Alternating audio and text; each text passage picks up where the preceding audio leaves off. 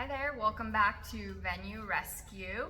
Make sure you like and subscribe our page for all these helpful tips. This is first a video in our mini series where we're talking about bringing on more sources of income to your venue. And in another video, Kyle talked about obtaining a liquor license and briefly went over some of the benefits. But today I'll be interviewing Kyle as we dive deeper into how a bar will help venue owners bring in more income. So, ready for this, Kyle? Yeah, let's do it.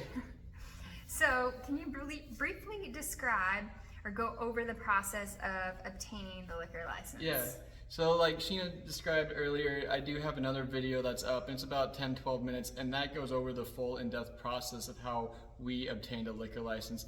And also just to know, again, we are in Texas, so it's TABC. I'm not sure what it is in other states, and I can't quote you on the prices or anything of other states, but basically when we decided we wanted to get a liquor license, we hired a consultant because it's just a lot easier to do. It saved a lot of time and headache. Basically what it was, we paid the fees, then we purchased the liquor license we wanted to, then the consultants, they submitted all the paperwork, and then we had a sign that we had to hang out on our property for 90 days, letting the public know that we were going to have a bar. So it's about a 90-day process from start to the end, but definitely make sure you have a consultant. Otherwise, if something goes wrong, you might not be getting a liquor license for quite a while. Yeah. So, was it 90 days or 60 days? I think it was a 60-day sign. I think it was 60 yeah. days, yeah. Somehow I got another 30 days on there. Well, the paperwork to get started for it Yeah. was leading up to that, but then actually letting the public know so that anybody could protest if needed or any of those things. But really, it's similar to hiring a lawyer when you have legal issues, or going to the doctor when you've got aches and pains, or the dentist for a root canal, Yeah. right? You're hiring a professional to walk you through those. So what did they help you understand on the different kinds of licenses? So yeah, there's a lot of different types of licenses you can have. We have a MB license, which is a mixed beverage. So we do beer, wine, and spirits, or spirits also known as liquor. And then there's also other licenses you can have, is just if you want a beer and wine. You can also have a winery, you can also have a brewing license, and all those are different to what your needs are. So sometimes you go to a winery, they only need one because that's all they're selling is wine. But ours is a full bar. Also, along with those licenses, it allows you to do different hours of operations, what time you can start selling and what time you have to stop selling. So that's why you hire a consultant. And I go over all that stuff in the first video as well. Going over it in detail, yeah.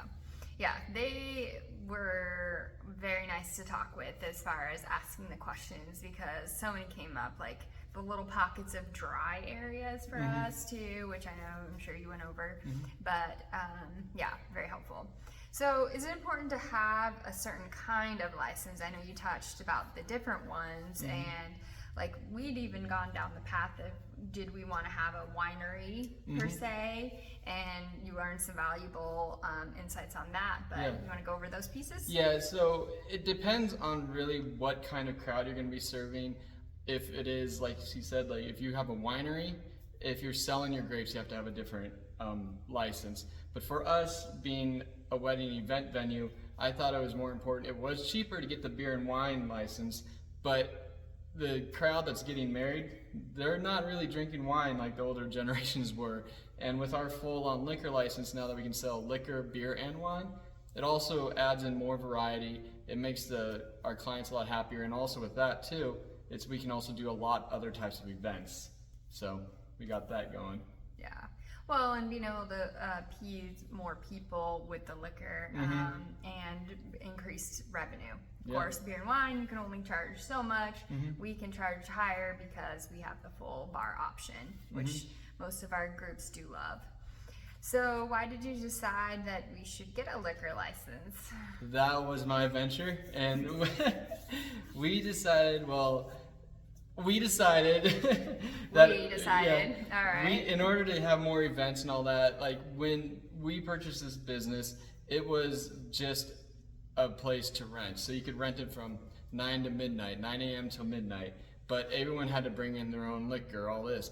So I was getting a flat fee, or we were actually just getting a flat fee for renting the place out. But when we decided to add on liquor and stuff, not only were the people now renting our venue, but we're getting more income by charging them for what liquor package they wanted to have. And the more people, the bigger profits you're going to make off of that bar. And also, why did we want to do that too? Instead of just hosting weddings, we could also start hosting other events. And that's really where this video comes in, because with our liquor license, it significantly increases the income of what we need to bring in on a monthly basis. Oops. So, and also the other cool thing about having that is when we can now have concerts out here as well, people don't really go to concert halls that's a dry area. Usually people want to go out and have a couple drinks with their friends, and they want to come out and have a good time. Well, and from how I do the accounting and financial side too, when we're renting the venue out to a group, so they're also valuing it, right? They're seeing 4 walls and a pretty space. They really put a value to now paying for it, and figuring out those details are tricky but you're wanting to show them what you're providing. And so we're renting it out for say several $1,000s, but that bar package triples, quadruples it, and definitely at least doubles what we projected to bring in, from $500,000 for just the venue rental to $1 million plus bringing on the bar side. So that was a dramatic difference that really offset the costs, because there was a lot to it, and then working with clients to educate them about it as well. So what events does it help with specifically then, or is that kind of what you were touching on? I was starting to touch on it, but what events it does specifically help on is bringing in other things besides weddings and the corporate events, because now we have the option to go out and we could start a free event for the public, but just charge profits off the bar, and there's a lot of different events that will go in that it was helped with, and our next video we'll actually talk about some of those events too. Yeah, so as far as, continuing on the mini series of adding income streams, this one's focusing on the bar, but the bar opens the door to those next pieces, which is pretty incredible. And small plug for a concert coming up, we're very excited about. And so is operating a wedding bar different than a bar for a special event such as a concert that we mentioned, and how? So that's when we do special events out here, it's a little bit different due to the fact as a wedding, because they'll buy a whole package for a lump sum of people. So we will get that lump sum of money. But then we have special events, not only will we be charging ticket door prices or having it free to the public, but we make profits off the bar, in which we can sell a beer or wine at a higher price. And it's individual, so you might make a lot one night, you might make not so much, but that's kind of how it works. Yeah, well, and kind of backing up as far as going into that a little detail, again, that's my area of sending out those invoices. So we charge for a wedding, it's in the range of $20 to $45 roughly per person for a bar package, depending on if they want beer and wine, to signature drinks with beer and wine, or a full bar. There's premiums, premium liquors that they can add as well, but that's the general. So that's a price per person. Of course, there's tax on that, service charges, and like you said, that's usually going to the parents, or the couple themselves are paying for it in a lump sum. We do allow payments on ours, but then on the bars for the concert, cash basis. So now we're charging more retail for a drink, and charging that individually. So we got to add on the Square register this week, upgrading that, cash register. So those are some things as we're getting ready for hosting other events. So have you seen any problems with the first year of having a bar, and how did we get through them? So our first year owning a bar, like I said, we're in Texas, and when we bought the place, like I said, everyone knows a BYOB. We did have some clients this past year that were, before we bought the bar. So we have a way to work around making that a smoother transition, because now that we have a bar license, there's no more BYOB. It's a state Texas law that all alcohol has to be purchased through us. And if you have questions or ever run into that problem, please feel free to reach out. We can definitely walk you through it.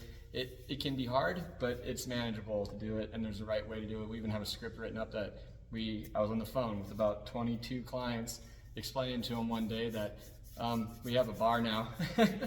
So yeah, well, kind of expanding on that. So we had our liquor license came into effect in 2024 January, and we already had about 20 contracts. And so we referred to those contracts as pre-bar, where we talked with them and had to make some adjustments because they didn't sign the venue contract having to get this package. So we made adjustments. And some of the things is like 20 wasn't bad, you know, it wasn't a full year, we're 100 plus, but where, you know, some of the things we talked about is putting it off a year type of thing to start that, because working through the packages, because we kept tweaking the packages, right, as everybody kept asking us questions. So yeah, there's a lot of pieces that go into it, and some good, some bad, right? But overall, it's been one of the best decisions, I would say, given a lot of changes that came about this year. So glad to have that income coming in. I mean, we had a almost $20,000 bar last month, which was great revenue to bring in. So we recommend that you're a venue owner really considering adding the liquor license. One of the things too as owners, I love it gives you control over the bar, and if anything, bring bartending in-house too. You want to be able to manage what's going on inside your venue, and why not add extra income while you're at it. So look for our next videos, on bringing in more income. And please like and subscribe to our YouTube channel, Venue Rescue. And also check out our Facebook group, which is Hospitality Venue Owners and Community, where we will growing the network to keep sharing great advice and helping others as we've learned lots of lessons. And reach out if you have any questions. Yep. Thanks. Thanks.